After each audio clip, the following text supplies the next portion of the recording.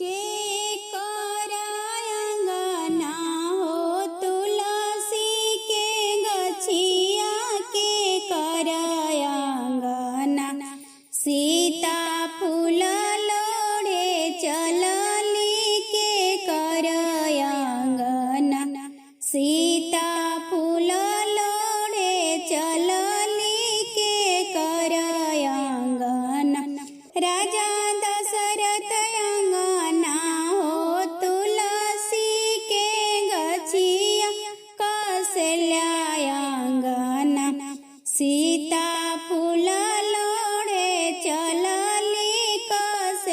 कौशल्यायंगना सीता फूल लोढ़े चलली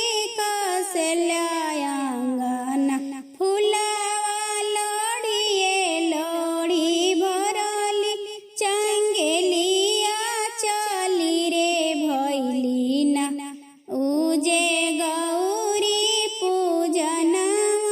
चली रे भैलीना फूलवा लोढ़िए लोढ़ी भरली चंगेलिया चली रे भैलीना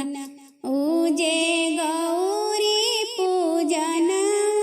चली रे भैलीना ओही रे बगिया में तुलसी के पतवा ओही रे पतवाना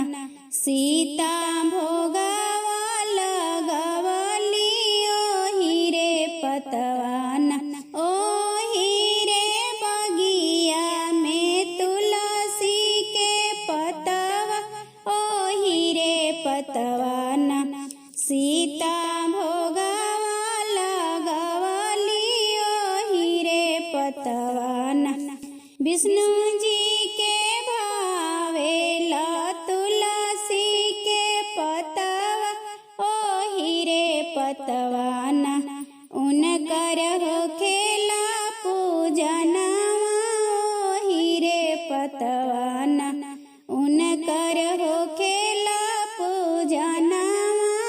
ओही रे पतवाना के करायंगना हो तुलसी के गछिया